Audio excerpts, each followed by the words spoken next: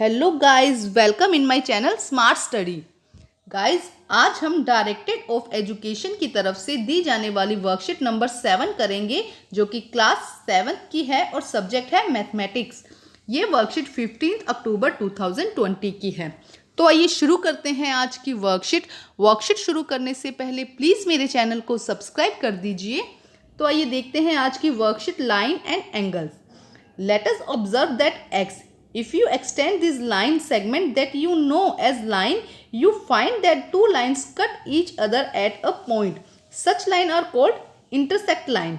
देखिए क्या कह रहे हैं कि जब आप x बनाते हैं तो आपने देखा होगा कि x बनते वक्त क्या होता है, दोनों एक पॉइंट पर कट होते हैं। दोनों क्या हो रहे हैं, एक पॉइंट पर कट हो रहे हैं। तो ऐसी लाइन जहां जो दो लाइंस जो आपस में एक जगह एक पॉइंट पर कट हो रही हो, एक पॉइंट पर मिल रही हो, तो उन्हें हम क्या कहते हैं, इंटरसेक्टिंग लाइंस।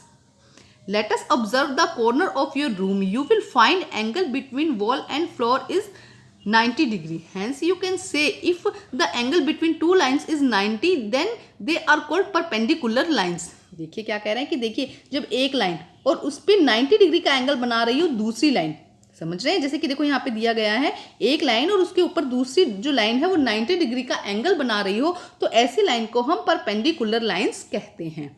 ध्यान से समझिए बेटा इसको। नेक्स्ट देखिए, do you observe the line of your page of your notebook, measure the distance between these two lines at two different point, what will you find? The distance is same at every position, hence we can say these lines will never meet each other. Such lines are called parallel lines.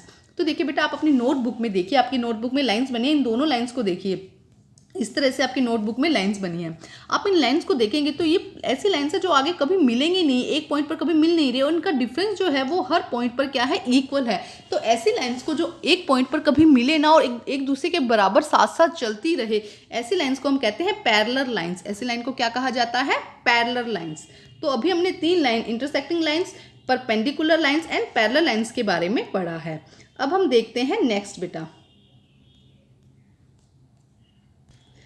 अब देखते हैं हम, if a line fall on the two lines then it cut both the line at different point, such line is known as transversal line.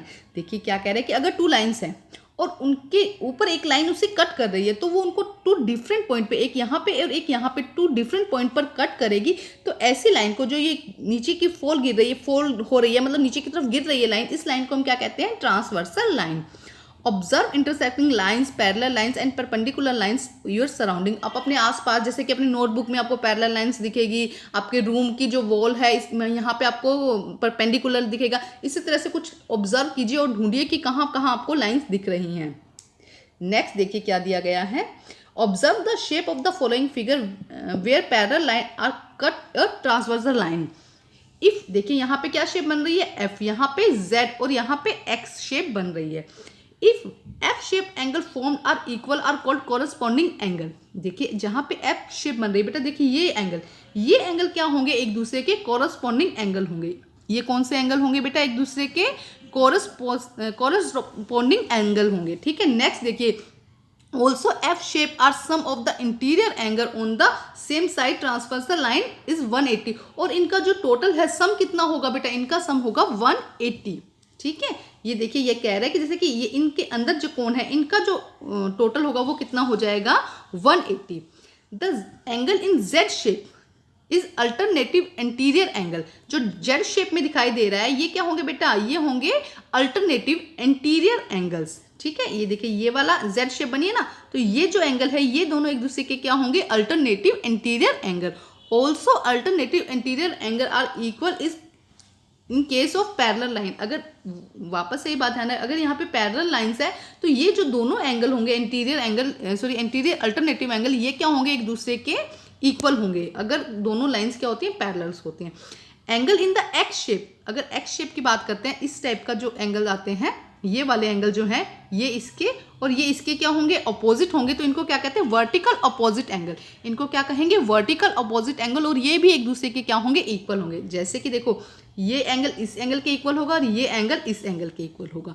तो इसी से related आज के हमारे क्वेश्चन है, तो बेटा उनको हम ध्यान से करेंगे। इसके अलावा अगर आपको ये जो समझना है तो इसके लिए आप अपनी एनसीईआरटी खोल के बैठिए और उसमें से बहुत सारे एग्जाम्पल्स कीजिए, जिससे आपको ये बहुत अच्छे से क्लियर हो जाएगा। तो आइए करते हैं आज के हम क्वेश्चन आंसर बेटा। तो फर्स्ट फिगर देखिए, यहाँ पे कुछ लाइंस, एक देखो हमें ये लाइंस दी गई है और ये ट्रांसवर्सल लाइन दी गई है और कुछ एंगल्स दिए गए हैं और उससे रिलेटेड हमें यहाँ पे क्वेश्चंस पूछे गए हैं। तो आइए करते हैं बेटा इनका आंसर हम। तो आइए करते हैं इसका आंसर। देखिए यहाँ पे लाइंस दी गई हैं और इसके साथ में ट्रांसवर्सल लाइन जो इसको कट कर रही है। तो ध्यान से समझते हैं बेटा, the pair of the corresponding angle. First हमें क्या निकालना है, the pair of corresponding angle. तो देखिए 1 और 5 ये दोनों क्या होंगे, एक दूसरे के पेयर होंगे, कोरस्पॉन्डिंग एंगल। इसी तरह 2 और 6, तो देखो बेटा कोरस्पॉन्डिंग एंगल क्या हो जाएगा, जैसे कि यहाँ पे 1 है और इफ आई सेम जो फर्स्ट लाइन के अंदर पोजीशन है वही हमें सेकंड लाइन के अंदर पोजीशन में दिखा दीजिए, तो वो क्या हो जाएंगे, एक दूसरे के कोरस्पॉन्डिंग एंगल। जैसे कि 2 और 6 ये दूसरे के क्या हो गए, कोरस्पॉन्डिंग एंगल। इसी तरह 4 और 8 क्या हो जाएगा, कोरस्पॉन्डिंग एंगल। एंड 3 और 7 क्या हो जाएंगे, एक दूसरे के कोरस्पॉन्डिंग एंगल। तो सेम यही पोजीशन जो यहाँ पे है वो यहाँ पे, जो यहाँ पे है वो यहाँ पे, यहाँ पे है वो यहाँ पे। तो हमें क्या करना है, सेम पोजीशन लगानी है, सेम वही जो कि पहली लाइन में दी गई है वही पोजीशन हमें यहाँ नेक्स्ट पर लगा देनी है। तो ये एक दूसरे के क्या हो जाएंगे, कोरस्पॉन्डिंग एंगल। बेटा ध्यान से समझना होगा इसको ना। नेक्स्ट देखते हैं, the pair of the alternative interior angle. हमें क्या करना है, अल्टरनेटिव इंटीरियर एंगल के बारे में देखना है। अब हम देखते हैं next, the pair of alternative interior angle. तो देखिए अल्टरनेटिव इंटीरियर एंगल क्या होगा बेटा, देखिए हमने अल्टरनेटिव एंगल कहा था जब z बनता हो ना, तो ये एंगल और ये एंगल एक दूसरे के इंटीरियर होंगे, ये एंगल और ये एंगल एक दूसरे के क्या होंगे, इंटीरियर होंगे। तो देखिए यहाँ पे क्या है, 2 और 8 और 3 और 5 ये एक दूसरे के क्या हो जाएंगे, अल्टरनेटिव इंटीरियर एंगल। नेक्स्ट देखिए बेटा, the pair of interior angle on the same side of the transversal line. तो देखिए हम देखते हैं इसको, इसमें भी देखो क्या होगा, सेम इंटीरियर एंगल चाहिए हमको, सेम द ट्रांसवर्सल लाइन। तो क्या होगा इसका, 2 और 5। देखिए यहाँ पे एंगल जो है ना, ये वाले ये एंगल, इनको हम क्या कहेंगे, ये क्या है, interior angle in the same transversal line. तो ये क्या होगा, 2 और 5 और 3 और 8 ये क्या हो जाएंगे, हमारे दोनों के दोनों interior angle of same transversal line हो जाएगा। नेक्स्ट देखिए बेटा क्या दिया गया है, नेक्स्ट में द वर्टिकल ऑपोजिट एंगल। अब हमें क्या निकालना है, वर्टिकल ऑपोजिट एंगल। तो देखो वर्टिकल ऑपोजिट एंगल क्या थे बेटा, 1 और 3 जहाँ पे x बनता हो उसे हम क्या कहेंगे, वर्टिकल ऑपोजिट एंगल। जैसे कि 1 और 3, 2 और 4, 5 और 7 एंड 6 और 8 ये सब क्या हो जाएंगे, एक दूसरे के वर्टिकल ऑपोजिट एंगल हो जाएंगे। बेटा थोड़ी सी प्रैक्टिस करेंगे तो आपको ये बहुत अच्छे से आने शुरू हो जाएंगे, आप इनकी थोड़ी प्रैक्टिस कीजिए। अब हम करते हैं हमारा नेक्स्ट क्वेश्चन। अब हम करते हैं सेकंड क्वेश्चन बेटा। देखिए यहाँ पे क्या दिया गया है, आपको एक एंगल दिया गया है 125। यहाँ पे क्या दिया गया है, आपको एक एंगल 125 दिया गया है। ई आपको निकालना है और बाकी आपको बाकी सारे एंगल यहाँ पे जो दिए गए हैं वो निकालने हैं। तो इसके लिए हम क्या करेंगे, देखो फर्स्ट हम ये लाइन देखते हैं बेटा। फर्स्ट ये लाइन है, अगर ये 125 है तो हम क्या करेंगे, इन दोनों एंगल का योग कितना होगा, 180। इन दोनों एंगल को हम जब सम निकालेंगे तो कितना होगा, 180। तो हम क्या करेंगे कि देखो डी हम मान लेते हैं कि ये एंगल है डी, हम अपनी तरफ से मान लेते हैं कि ये एंगल क्या है, डी है 125। ठीक है, एक सेकंड यहाँ पे 1 मिनट रुकिए बेटा। तो आइए करते हैं बेटा इसका आंसर। वहाँ कुछ कन्फ्यूजन हो रही थी इसलिए अब दोबारा से करते हैं बेटा इसका आंसर। देखिए हमें क्या दिया गया है, ये कोण हमको दिया गया है, ये एंगल हमें दिया गया है 125। तो फर्स्ट हम ई एंगल निकालेंगे। ई एंगल निकालने के लिए हम क्या करेंगे, जो ये है 180 में से हम क्या करेंगे 125 को माइनस कर देंगे तो हमारे पास में ई एंगल आ जाएगा। ई एंगल हमारे पास में कितना है, 55 एंगल।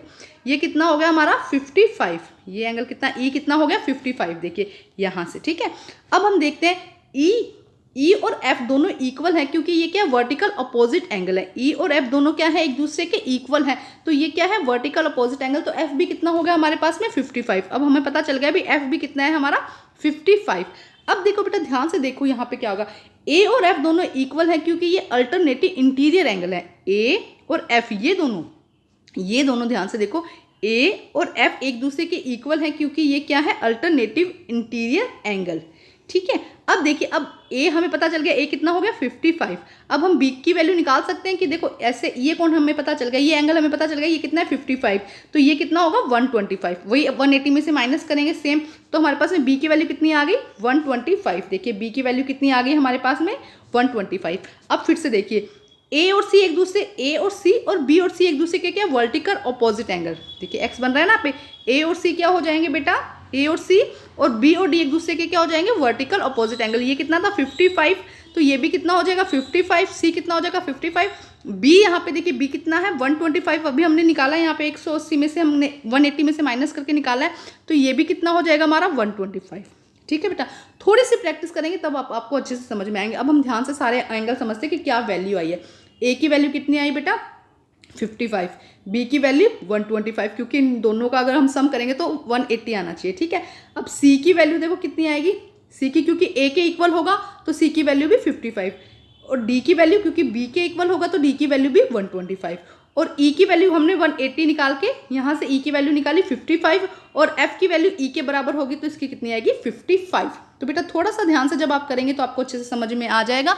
आज की वर्कशीट बेटा कंप्लीट होती है, वर्कशीट कंप्लीट करके अपने टीचर से चेक कराइए, और प्लीज़ मेरे चैनल को लाइक कीजिए, सब्सक्राइब कीजिए और शेयर कीजिए। Thank you.